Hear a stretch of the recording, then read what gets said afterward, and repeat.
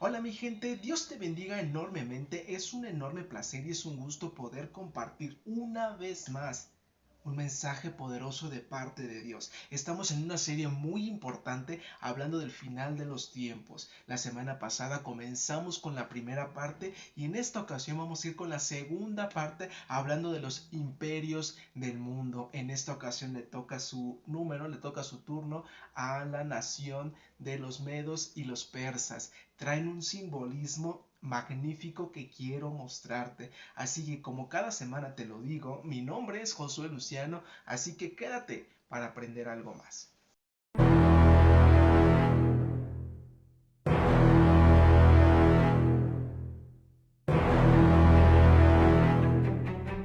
Mi gente, es importante que nosotros retomemos un poquito la lección anterior en cuanto a Babilonia. Déjame decirte que Babilonia es muy fundamental en nuestro estudio. ¿Por qué? Porque Babilonia no solamente representa un lugar físico, un imperio físico, porque aunque sabemos que ya Babilonia como tal no existe, espiritualmente existe Babilonia.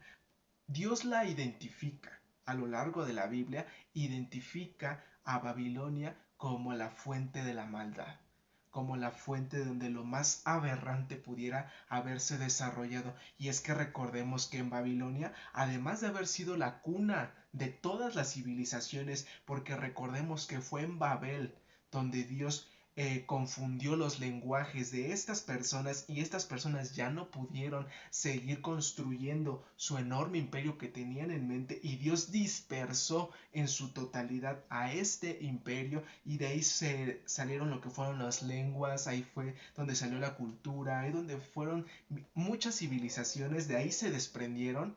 Entonces, a pesar de que Babilonia es la cuna de todas las civilizaciones, Dios también le identifica como la civilización más aberrante, como la civilización con mayor abominación, porque de ahí fue donde salió el ocultismo, porque de ahí fue donde salió la brujería, donde salió la hechicería, donde salió el satanismo, donde salieron todas estas prácticas ocultas, fue en Babilonia donde se desarrolla. Y posterior en el libro de Apocalipsis vamos a ver cómo Dios hace referencia a Babilonia, pero ya no al imperio que existía anteriormente, sino a un imperio espiritual demoníaco. Dios lo identifica como la nueva Babilonia, a pesar de no estar físicamente demostrado en el tiempo de Apocalipsis. Estas huestes espirituales se harán presentes, será un lugar físico, pero que Dios va a destruir tanto física como espiritualmente. Es por esa misma razón que Babilonia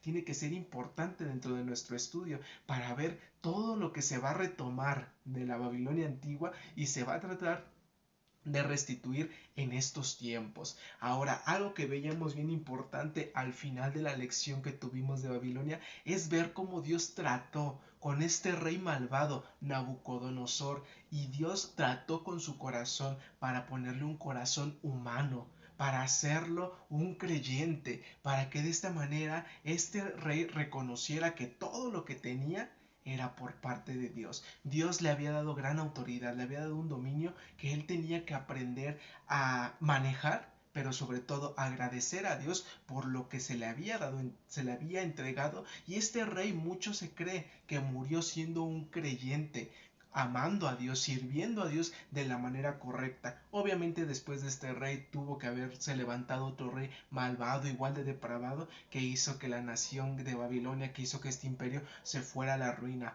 Pero mientras Nabucodonosor existió en sus últimos días, dio la honra y la gloria a Dios por todo lo que le había sido entregado.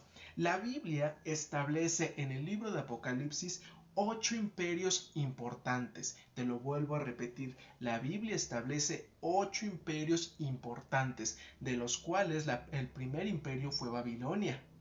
El segundo imperio que estamos a punto de ver son los medos y los persas. Pero déjame decirte que la Biblia también menciona otros 2 imperios antes de Babilonia que tuvieron su buena reputación antes de que los babilónicos llegaran. ¿Cuáles son estos imperios?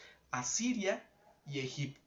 Déjame decirte que de Egipto se menciona en el libro de Éxodo y de Asiria se menciona en los tres posteriores libros como lo es Números, Deuteronomio, creo que Levítico también menciona un poquito acerca de los asirios, pero estas naciones fueron destruidas. En cuanto Babilonia llega a tomar posesión, estas imperios son destruidos, estas naciones son destruidas en su totalidad, que de hecho tampoco se tiene gran registro. En cuanto a los asirios, no hay mucho registro, pero en cuanto a Egipto hay demasiado registro. Entonces podemos basarnos también en lo que la Biblia menciona, en la arqueología, sitios geográficos, para poder entender que estos imperios fueron poderosos en su momento, pero que fueron destruidos. Ahora, para el tiempo en el que Daniel tuvo la revelación, estos dos imperios, los asirios y los de Egipto, ya habían sido destruidos, su esplendor ya había sido destruido, por lo cual Dios ya no le decide mostrar a Daniel en cuanto a esos imperios. Dios se enfoca en lo presente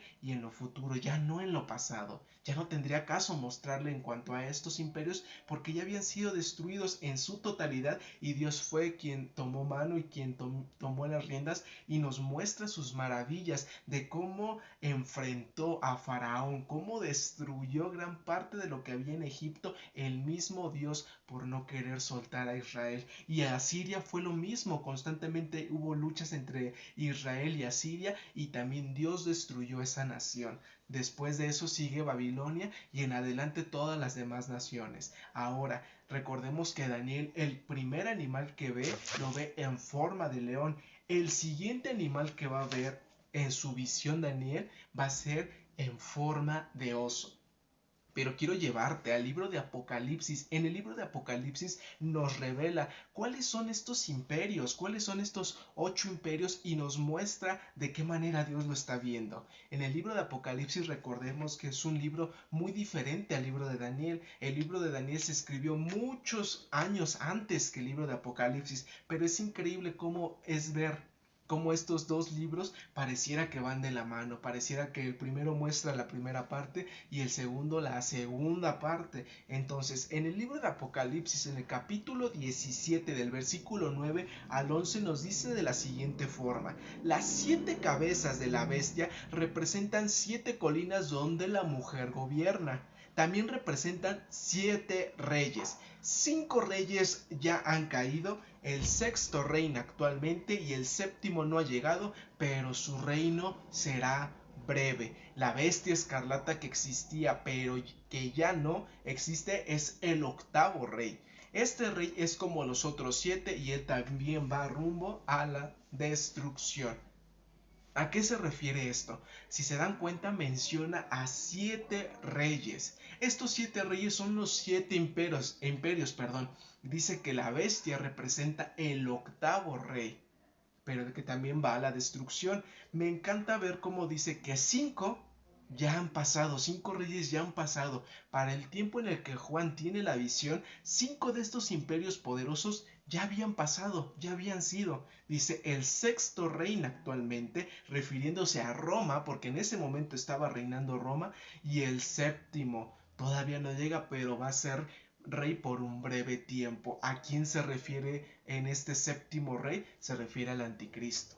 Porque por un breve tiempo solamente se le van a dar 7 años para que reine. Solo 7 años para reinar y para hacer lo que se le dé en gana. Dice que la bestia es el octavo rey. ¿A quién se refiere? A Satanás. También se refiere a Satanás. ¿Por qué? Porque este nuevo imperio que se va a levantar, la nueva Babilonia, en los tiempos posteriores, va a ser un imperio que Satanás y el anticristo van a adornar de manera tan grande, de manera tan gloriosa, que la van a tratar de hacer más fuerte que lo que era antes, con mayor tecnología, con mayor economía, con mayor política, de diferentes maneras.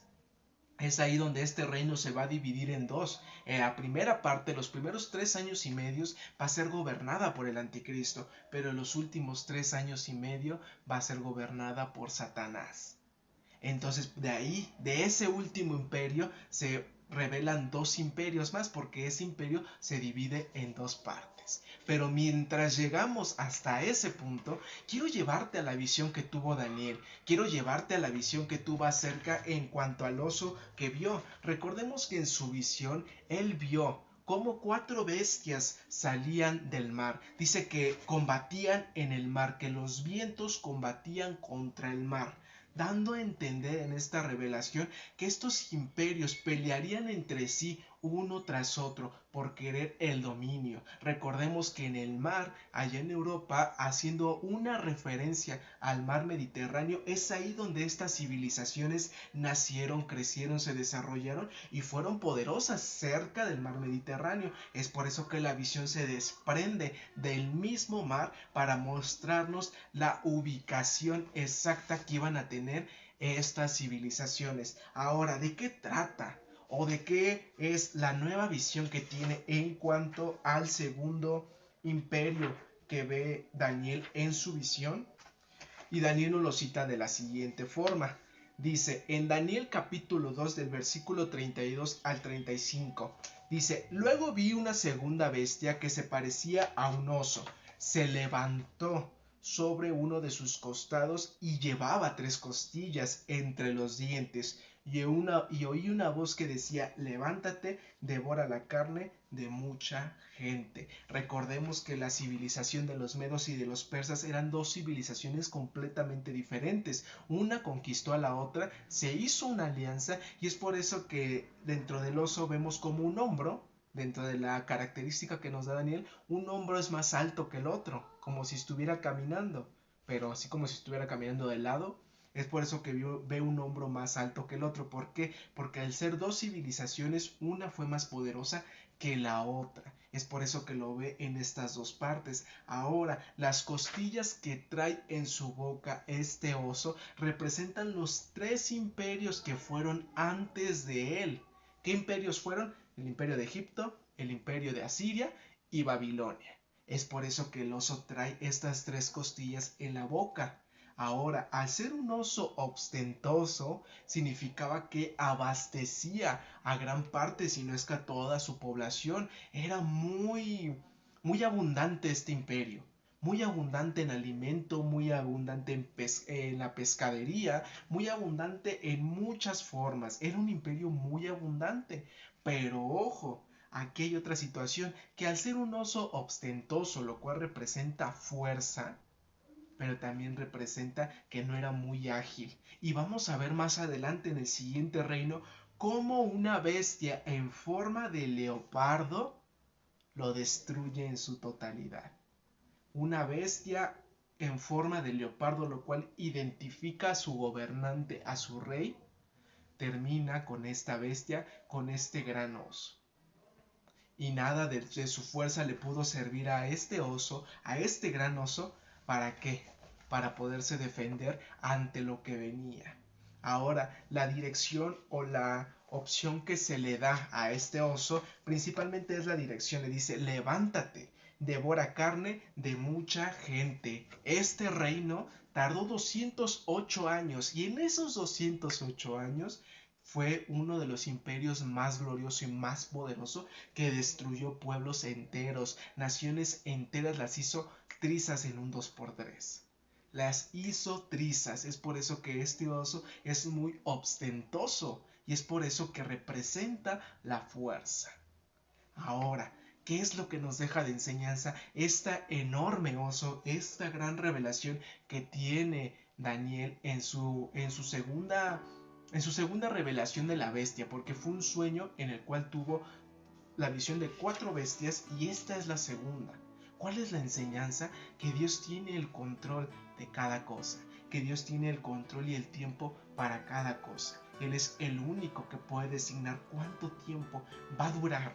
Cada uno de los imperios Dios ya lo tenía señalado. No importa qué situación tú estés pasando, Dios ya tiene un tiempo para ello. Es increíble que el gran Dios que mueve el cosmos, que el gran Dios que mueve los imperios, que el gran Dios que pone y quita reyes, es el mismo Dios del cual puede gobernar nuestra vida y nos puede dar todo aquello que necesitamos principalmente. Es padrísimo saber que el Dios del universo, el Dios de la guerra, el Dios de los imperios, el Dios que mueve todo a nuestro alrededor, es también el Dios que mueve nuestra vida, puede mover nuestra vida, puede llenar nuestro corazón.